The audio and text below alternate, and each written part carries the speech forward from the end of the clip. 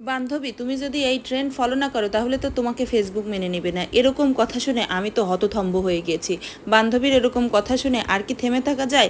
আমি যদি এই মোমের ট্রেন্ডিং ভিডিও তৈরি না করি তাহলে কি হয়? এই জন্য তো সব কিছু নিয়ে বসে পড়েছি। আড়ঙের মোম গলিয়ে আমি হচ্ছে আজকে নিজে মোম তৈরি করব। বুঝেন ঠেলা, কি পরিমাণে ট্রেন্ড আমার ফলো করতেই হবে। যাই আমার সব কিছু নষ্ট হয়ে যায়, তারপরেও আমার ওই যে 1 টাকার ভিউয়ের জন্য 250 টাকার গ্যাস পোড়াতে হবে, তারপরে 1500 টাকা দিয়ে আমার চুলাতে গ্যাস জ্বালিয়ে আমার হচ্ছে এই মোম তৈরি করতে হবে, তারপরে আমার ট্রেন্ড ফলো করতে হবে। ট্রেন্ড ফলো করতে করতে বাঙালি যে কী অবস্থা, সেই সাথে আমিও যুক্ত হয়ে গিয়েছি। তো যাই হোক, সেসব কথা বাদ দিই।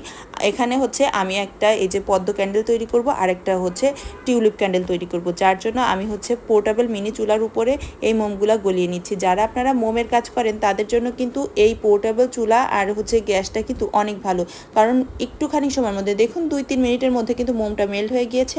আর আমি কিন্তু আমার মোম তৈরি করা অথবা ক্যান্ডেল তৈরি করার প্রসেসিং চালু করে দিয়েছি। তো এভাবে করে কিন্তু আপনারাও খুব চটজলদি করে মোমের কাজ করতে পারেন।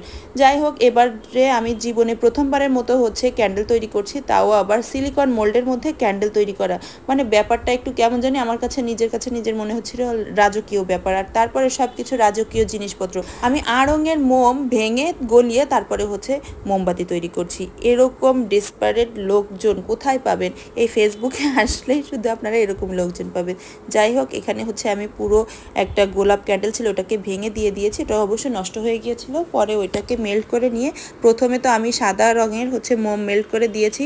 আমি হচ্ছে 2টা শেড করতে চাচ্ছিলাম, সাদা আর হচ্ছে লালের মধ্যে। তারপরে এই যে গোলাপের যে ইয়েটা ছিল, মোমটা ছিল, ওটাকেও মেল্ট করে নিয়ে আমি হচ্ছে একটু ঠান্ডা হয়ে যাওয়ার পরে এই সিলিকন মোল্ডের মধ্যে ঢালবো। আপনারা যারা নতুন মোমের কাজ করেন তারা কিন্তু এইগুলা অনেকেই জানেন না যে হচ্ছে সিলিকন মোল্ডের মধ্যে যখনই গরম মোম আপনারা ঢালবেন ওটাকে কিন্তু 70, 80 বা 60 এরকম একটা টেম্পারেচারে এনে তারপরে হচ্ছে সিলিকন মোল্ডে ঢালতে হয়। তবে আপনারা যখনই মোমের কাজ শুরু করবেন বা মোমের বিজনেস করার কথা চিন্তা করবেন তখন কিন্তু আপনারা একটা থার্মোমিটার কিনে নেবেন।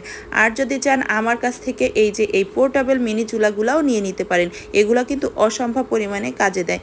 তারপরে তো এই যে মোমটা আমি দিতে দিতে আবার দেখি যে আমার পদ্ম ফুলের মধ্যে কম হয়ে গিয়েছে মোমের পরিমাণ। তারপরে আবার আমি হচ্ছে আরও অল্প একটু ছিল, সেটাকেই ভালোভাবে আবার মেল্ট করে নিয়ে আমি পদ্ম ফুলটা পুরো কমপ্লিট করে নিয়েছি। আর এরপরে সারা রাত রেখে দিয়েছি, কারণ প্রথমবার তৈরি করছি, বুঝতে পারছিলাম না যে কি করব, এখন কি এটাকে খুলবো না কি করব। তবে আমার কিন্তু এখানে একটা ভুল হয়েছে। টিউলিপ ক্যান্ডেল ধরানোর জন্য মানে আগুন জ্বালানোর জন্য যে একটা সুতা দিতে হয় সেটাই আমি দিতে ভুলে গিয়েছি। তো এরকম প্রথম করতে গেলে তো অনেকটা ভুলভ্রান্তি হয়, সেগুলো আপনারা ক্ষমা সুন্দর দৃষ্টিতে দেখবেন। আর আমার ভিডিওটা যদি ভালো লাগে আর আপনার ফ্যামিলিতে যদি আমার মতো এরকম পাগল কেউ থাকে তাকে কিন্তু আমার ভিডিওটা শেয়ার করতে পারেন যে দেখো এরকম পাগলামি করে কোনো কিছু হয় না, জেনে বুঝে তারপরে কাজ করো, তা না হলে এরকমই ভুলভ্রান্তি হবে।